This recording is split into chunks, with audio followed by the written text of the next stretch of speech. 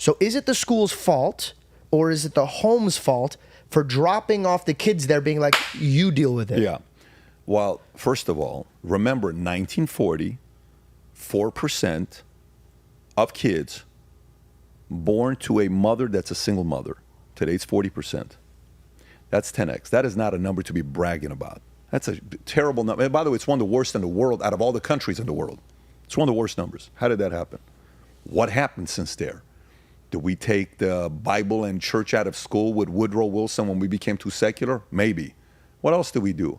FDR came up with policies to give benefits, Social Security and money to single mothers. Then in 1964-65, LBJ increased those policies to give more, and they raised it where the federal expenditure went to 15%. And then all of a sudden, today, there's incentives to have more kids out of wedlock. And by the way, if that woman marries a man that has an income and they find that the tax code, those benefits stop from the government. So why would I get married and try to, no, the tax code is set up to ruin the freaking household. Look, I run a sales. If a house is divided, it cannot stand. But it's the compensation structure. The tax code is a comp structure. Look, what does YouTube pay us? What's the structure on ads? 70-30. Whatever the structure is. Some say 50, 55, 45, 70, 30, whatever the number. Say 70, 30. Okay, great. Guess what? That's the comp structure that they want to pay us. Okay? If they choose to bring another way, and then they're going to say, well, you know, if we comp it this way, we're losing talent to Rumble. Guys are going to Spotify. They're signing these over here. Maybe we got to increase our comp. Maybe we got to do this. In a sales company, one time, I changed my insurance comp structure so many different times. One day I get a call from an insurance company saying, hey, Pat, I got to tell you, man, we're getting a lot of bogus business. Out of 100 policies you're sending, only 40 of them are getting placed and approved. I said, what? Yes, only 40 of them are getting placed and approved. That's horrible numbers, by the way. And they said, if you continue like this, we have to drop half your sales force. I said, I'll be out of business. So I came back, and what am I looking at? Boom, boom, boom. So, okay, our compensation, it's all my fault. I created comp to do bad behavior. Okay, so then we changed the comp plan, and then good behavior showed up, and then boom, again we introduced a contest that was called the March Madness contest. All the offices were competing against each other, and the last day of the month we would get 2,000 policies just so this office can beat the other office because we're given a bar of gold that was $60,000. Well, the guy submitted a bunch of bogus business on the 31st, and it takes us 90 days to find out if that business was good. But we gave the bar of gold, but that was shitty business. So we said no more March Madness, no more this contest.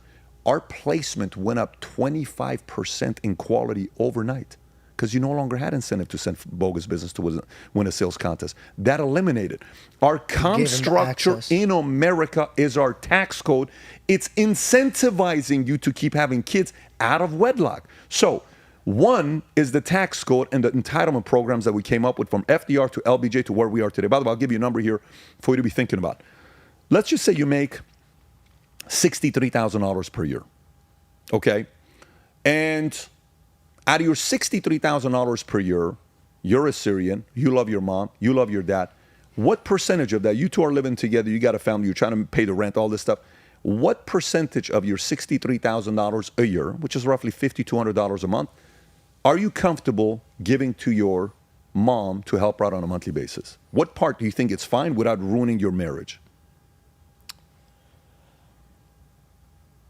Well, that's a tough question because from my standpoint, it's like I got to honor my mom and dad. So everything I do is for them. But then again, I'm in a marriage, so I have to respect my wife. So I would say whatever my dad taught me, help somebody, but don't let you helping them break you.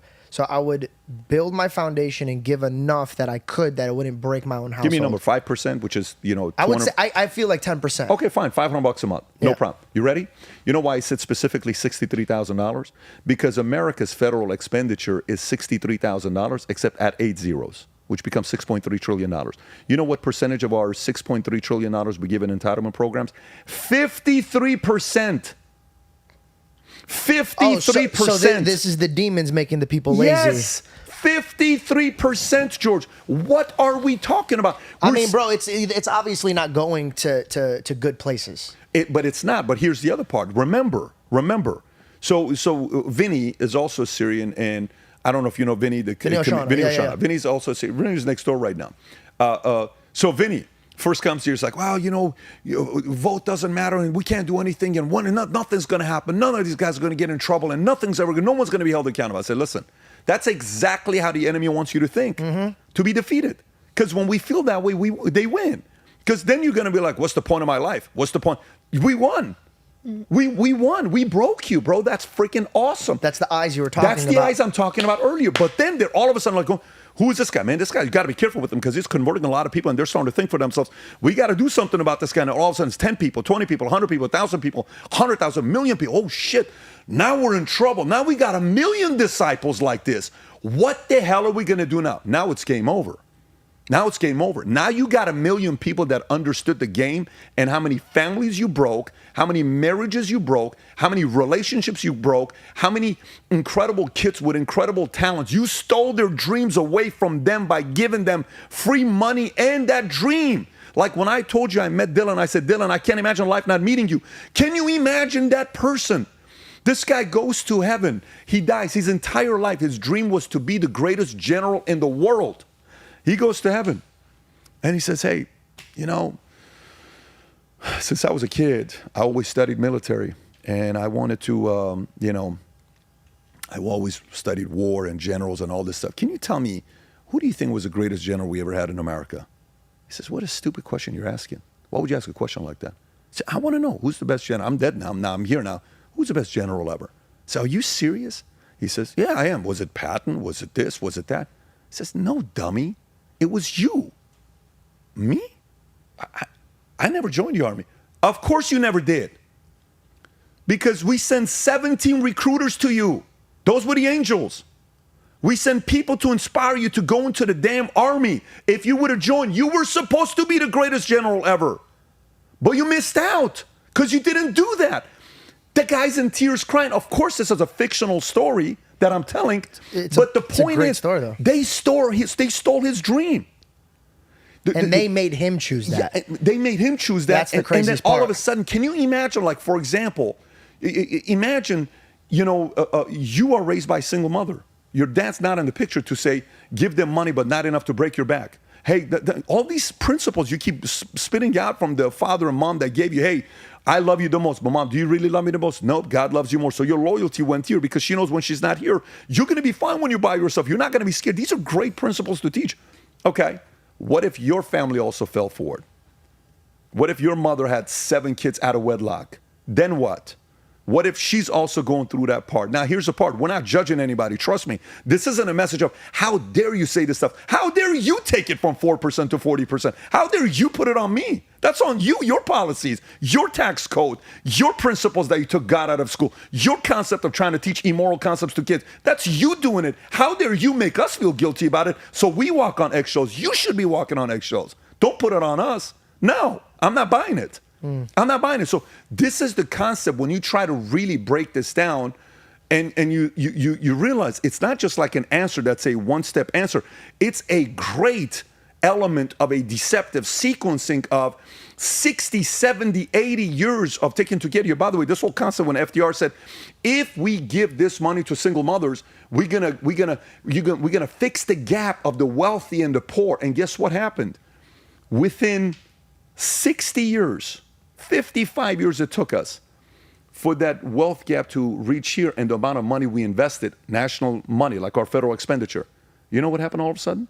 This went down, but the debt went to the roof. You know how much debt we got right now? We're freaking in debt, so much money. Who's going to pay for it? They're going to write it off. What's going to happen with that? We're going to go back to the gold standard? Who's going to take care of this? Oh, don't worry about it. You guys are young. You'll figure it out. What do you mean I'm young? My kids are going to take care. What are we going to be responsible about? Are we going to really talk about the fact that we can't afford Social Security? We can't afford all these. When are we going to cut Section 8? When are we going to cut all these incentive programs? You keep talking about, well, we should give 12 weeks of maternity, paternity, let the husband and the father go spend time with the kids. We should pay for that as taxpayers. Fine, let's entertain that, but take the damn incentives out for women to keep having more kids, single mothers, because that 40% needs to go back down to 10%. That's going to take a couple decades to get there. And it's going to take courageous leaders who are going to wake up and say, damn, all of this is starting to make a lot of sense. Then let's do something about it. This is why when I go around and I talk to different people and I say, hey, when are you going to run? want to get into office, there's a few ways you can give back. Oh, man, I've never thought about it myself. Okay, you need to start thinking about it. What are you talking about? I'm not the guy. Guess what? Those who think it's foolish to study politics will be governed by those fools who do. So if you like this clip and you want to watch another one, click right here. And if you want to watch the entire podcast, click right here.